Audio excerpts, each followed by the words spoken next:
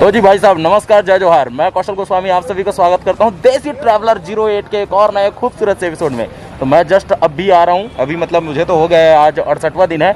लेह लद्दाख और all over India ride में था मैं, और अपनी इस धनों में जो देख सकते हैं आप, तिरंगा रंगा सब लगा हुआ है, तो इसके साथ निकला हुआ हूँ। और मैं और लोकी बाबा दोनों अभी जा रहे हैं रायपुर। तो आगे का बात लोकी बाबा के साथ। तो गाइज़, मेरे लिए बहुत ज़्यादा सौभाग्य की बात है कि छत्तीसगढ़ जैसे ही आए कौशल बाबा, सबसे पहले मुलाकात मेरे साथ हुई और वीडियो बना रहा हूँ। और सबसे अच्छी बात ये है कि ये लद्दाख वाला गाड़ी आप देख सकते हो, जाना पहचाना चेहरा कौशल बाबा, और पूरे छत्तीसगढ़ को गर्व है इनके ऊपर।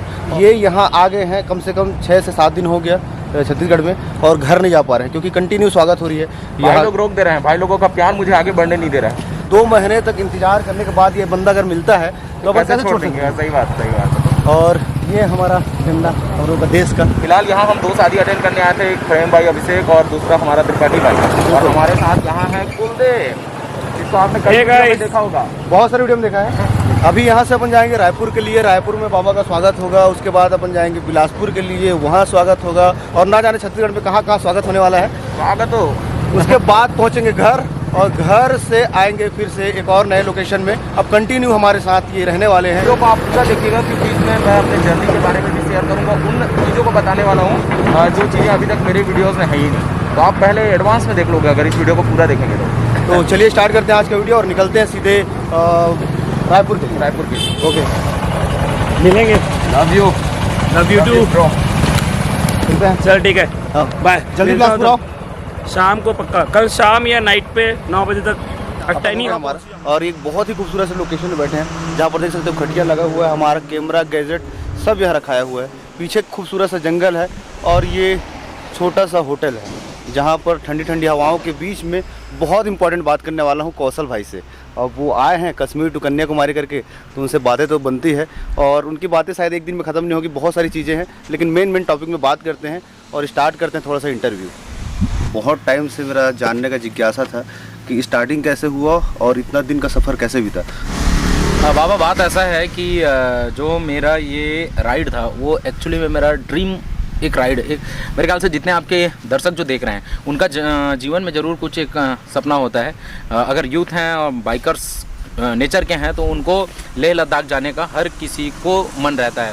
तो लेह लद्दाख का प्लान बहुत सालों से था, लगातार ये कोविड के 2 साल तो ऐसे ही डिस्टर्ब कर दिए। देन उसके बाद मैं डिसाइड किया कि इस साल मुझे कैसे भी जाना है, और वो अचानक दरअसल में बात ऐसा हुआ कि यूट्यूब से अच्छा खासा मेरे को अमाउंट आया था 2 महीने का। हाँ। तो मेरे वीडियोस और वो सारे आपके मित्र, हमारे मित्र जितने सब्सक्राइबर बंधु हैं, बहुत ज़्यादा प्यार दे रहे हैं। लगभग 1 लाख के आसपास का पैसा आया था, जिसका मैं सीधा जा करके नगद एक गाड़ी उठा लिया। क्या बात है, इस गाड़ी को, ठीक है। लेकिन उसके बाद हो गया 0 बटा सन्नाटा, मतलब पैसे नाम का पूरा नील हो गया, और भी खर्च होते हैं बहुत सारे। तो लद्दाख जाने से पहले कम से कम आप 1-1.5 लाख रुपये रखे थे हाथ में? नहीं, 1-1.5 लाख नहीं था, 80-90 हज़ार के आसपास था, जिसका ये गाड़ी ही आया है। अच्छा। हाँ, मतलब वो 0 हो गया लद्दाख जाने से पहले। फिर क्या हुआ, फैसला लिया कि लद्दाख जाना है। रात को डिसीजन लिया कि सुबह निकल जाऊँगा। 80 रुपये मेरे पास थे। भाई 80 रुपये लेके कौन लद्दाख जाता है, बताइए मेरे को। मैं जाता हूँ। जब जाने से पहले माँ से आशीर्वाद ले रहा था तो माँ 500 रुपये दी थी, तो ऐसे करके 580 रुपये लेकर के मैं लद्दाख के लिए निकला था। और बिलीव नहीं करेंगे कि मैं लद्दाख पूरा घूम करके, क्या पूरा भारत घूम करके आ रहा हूँ।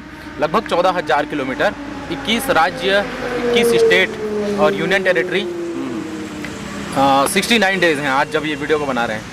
तो ये सारे चीज़ करने के बाद भी वो 580 मेरे पास अभी भी पॉकेट में है, और सारा चीज़ करके आ गया। Travel without money with fuel. तो सबसे पहले आप स्टार्ट किए रायगढ़ से। पहला ट्रिप कौन सा था, कहाँ रुके? सबसे पहले मैं रायपुर आया। रायपुर में हमारे विवेक साहू जी मित्र हैं और विनायक दास जी मित्र हैं, तो पहला सहयोग इन्हीं से प्राप्त हुआ था मेरे को, फैमिली के बाद से। तो विनायक दादा ने मुझे ये जो जैकेट मैंने पहना है, ये जैकेट मुझे उधारी पे दिलवाया, और ये अभी भी उधारी पे है। क्या बात तो जाकर के इसका पैसा देना है मुझे। तो विनायक दादा ने जैकेट दिलवाया, विवेक भाई ने ये जितना आप देख रहे हैं टैंक बैग और ये सारा बैग। मैं तो घर से टी-शर्ट में निकला था, मतलब हेलमेट के अलावा कुछ भी नहीं था। हेलमेट बाइक, इवन रायपुर तक के आने तक के पैसे नहीं थे मेरे पास, और आ गया। तो मैं ना लोकी भाई, जितने भी हमारे व्यूवर्स हैं उनको बोलना चाहूँगा, अगर जुनून जज्बा लेकर के आप निकले हैं और कायनात साथ देता है दोस्त, मतलब ऊपर वाला देखता है, सच्चे दिल से निकलो, सच्चे दिल से किसी भी चीज़ की कामना करो और कोशिश में ना अपना 100% जान लगा दो, तो आपका हो जाएगा, आसानी से हो जाएगा। तो मेरा स्टोरी कुछ ऐसा ही है, बड़े आसानी से लेह लद्दाख तक तो पहुंच गया। लेह लद्दाख का पूरा कंप्लीट भी किया। वहाँ पे डिसाइड किया मैंने कि जब मैं लेह लद्दाख पहुंच ही चुका हूँ और भारत के एक लास्ट छोर, मतलब भारत का एक लास्ट विलेज है हमारे लद्दाख की ओर से, वहाँ से पाकिस्तान बॉर्डर स्टार्ट होता है। वहाँ पे मैं सोचा कि क्यों ना अब इसको यात्रा को और लंबा किया जाए, जब ऊपर वाला साथ दे ही रहा है और इतने अच्छे से हो रहा है, तो मैं कन्याकुमारी आने का सोचा। लेकिन बात ऐसा है कि लोग K2K राइड करते हैं कश्मीर से कन्याकुमारी का। आपने सवाल नहीं पूछा, मैं ही ऐसा बता देता हूँ। कश्मीर टू कन्याकुमारी का राइड करते हैं। होता क्या है कि भाई साहब, कश्मीर नाम का कोई जगह नहीं है हमारे देश में। आपको जानकर आश्चर्य होगा, आप गूगल निकालिए और गूगल पर टाइप कीजिए, कश्मीर की घाटी है, जम्मू और कश्मीर राज्य है, लेकिन कश्मीर नाम का कोई गाँव या कोई शहर या कोई कस्बा नहीं है। लोग K2K करते हैं, तो भाई जब कश्मीर नाम का कोई पॉइंट ही नहीं है, तो आप एक पॉइंट को कैसे निर्धारित करते हो? कन्याकुमारी तो एक जगह है, एक गांव है, एक विलेज है, एक लास्ट पॉइंट है, वो एक जगह है, लेकिन कश्मीर नाम का कोई चीज़ नहीं है। लोग निकल जाते हैं ऐसे, मोस्टली लोग श्रीनगर से स्टार्ट करते हैं अपने यात्रा को। तो जब हमारा देश श्रीनगर से भी अगर 400-500 किलोमीटर पीछे तक है, तो वहाँ तक कभी टच करो ना यार, आप लास्ट पॉइंट को छूने जा रहे हो। ये सोच करके मैं भारत का लास्ट विलेज, जहाँ से पाकिस्तान स्टार्ट होता है, वहाँ से चालू किया। और श्रीनगर में सुनने के लिए आया था कि आप बहुत बड़े मुसीबत में फंसे हुए थे। हाँ, श्रीनगर में मेरे साथ न्यूज़ में सुना था मैं। हाँ, श्रीनगर में कुछ हादसा हुआ और मेरे इस सफ़र का सबसे गंदा और सबसे अच्छा हादसा उसी को मैं बोलता हूँ। दरअसल में आप देख सकते हैं मेरे बाइक में इंडियन जो फ्लैग है वो लगा हुआ है। तो भारतीय झंडा तिरंगा को लेकर के मैं इस यात्रा को सफ़र किया।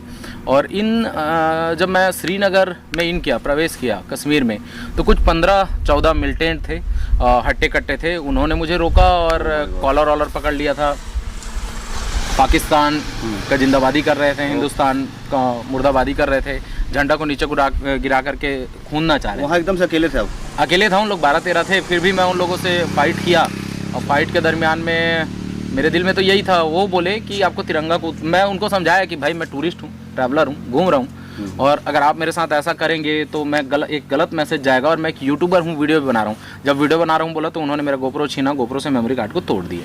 उसके बाद मेरे को समझाया उन लोग कि चल ठीक है, टूरिस्ट है, ट्रैवलर है। थोड़ा सा उन लोग हो रहे थे, समझने की कोशिश कर रहे थे। उन लोग बोले झंडा बस उतार दे और तू जो भी करना है, जहाँ भी जाना है जा।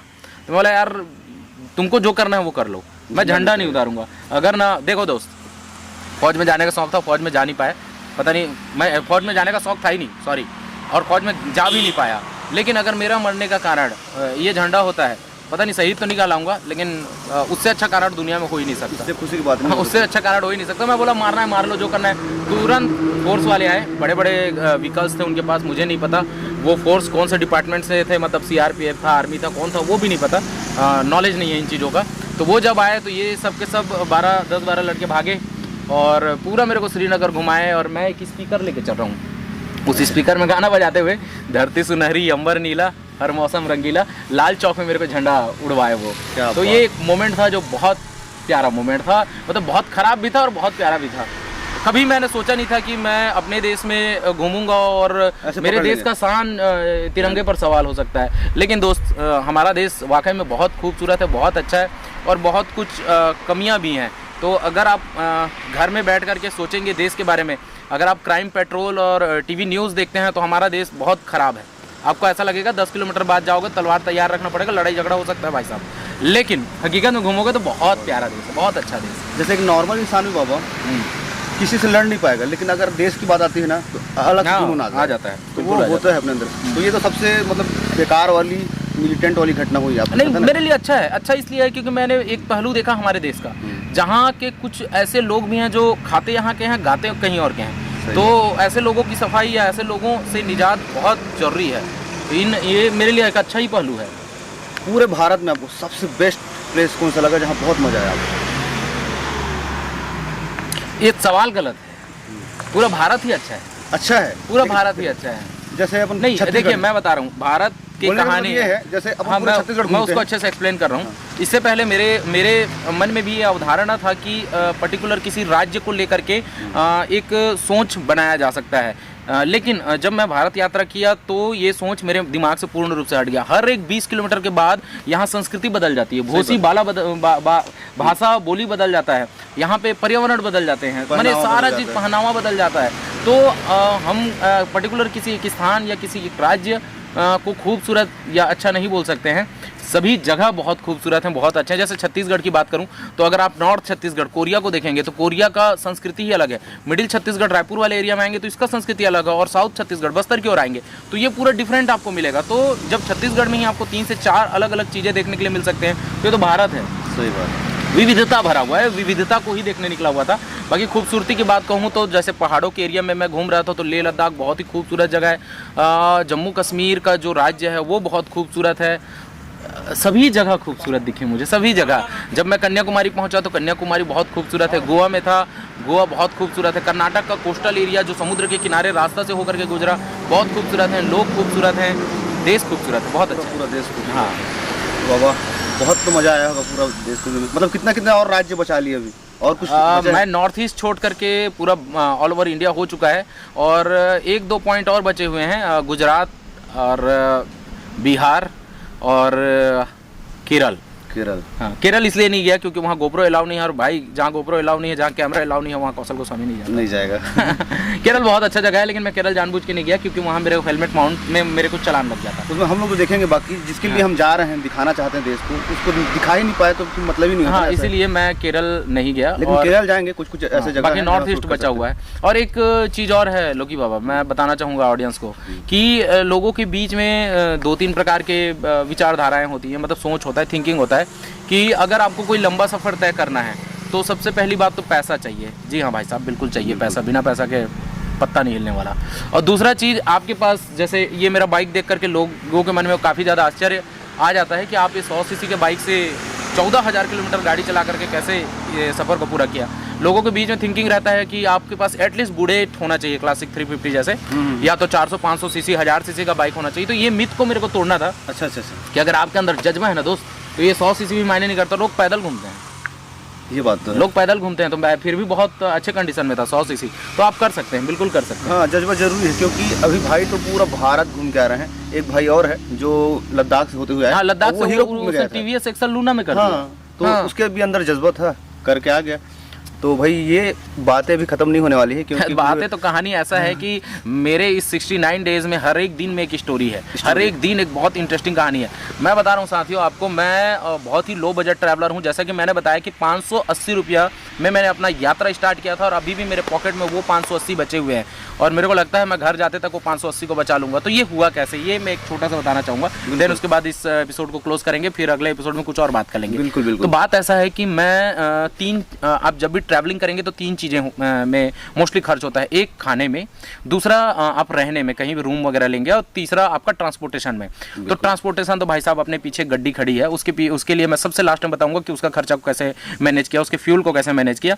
पहले बताता हूँ मैं रहने का। तो रहने के लिए मैं क्या करता था, कभी मंदिर में रुकता था, कभी मस्जिद में रुकता था, कभी गुरुद्वारा, तो कभी चर्च, कभी पेट्रोल पंप, तो कभी ऐसे टोल नाका, जिस जगह में अभी बैठे हैं वहाँ भी एक टोल नाका है, टोल नाका किनारे रुक जाता था, या तो कभी ढाबा में रुक जाता था। मेरे पास टेंट है और स्लीपिंग बैग है, सारी चीज़ें हैं, तो मैं उसमें सो जाता था। एक तो ऐसा मोमेंट आया था जिसमें मैं कब्रिस्तान में रात में कुछ भी ऑप्शन नहीं था, तो मैं कब्रिस्तान में मेरे को रुकना पड़ा। वो भी एक अलग अनुभव है, उस पर एक डेडिकेटेड वीडियो बनाया जा सकता है, जो कब्रिस्तान का अनुभव है मेरा। तो इन जगहों में 69 डेज से रुकते आ रहा हूँ। बहुत विषम परिस्थिति, बहुत गंदा सिचुएशन हो जाने के जैसा स्थिति बन जाता था, तो मैं होटल वगैरह लेता था।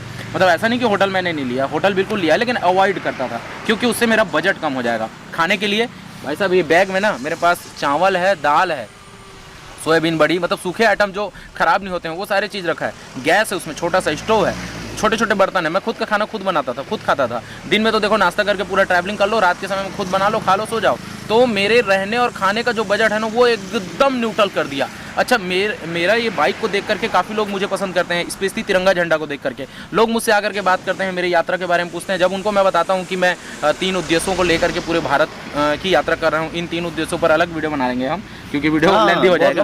तो जब उनको बताता था तो लोग मुझे अपने घरों में बुलाते थे, होस्ट करते थे। कई लोग मुझे खाना खिलाते थे, कई लोग मुझे अपने घर में भी रुका देते थे। कुछ तो ऐसे लोग मिले जो मुझे 1000-500 रुपये ऐसे खुशी खुशी पकड़ाते थे। ले, हम तो अपने जीवन के में ऐसा यात्रा नहीं कर पाए, ऐसा सपना पूरा नहीं कर पाए, आप कर रहे हो तो आप हमारे तरफ से सहयोग रखो करके। तो इस प्रकार से मेरा पेट्रोल का भी खर्चा लोगों ने ही उठा दिया। बाबा, मैं आपको स्टोरी में देखा था, जब कब्रिस्तान वाली बात आई थी तो आप कब्रिस्तान से एकदम लगे हुए टेंट लगाए थे, हाँ, है कि नहीं?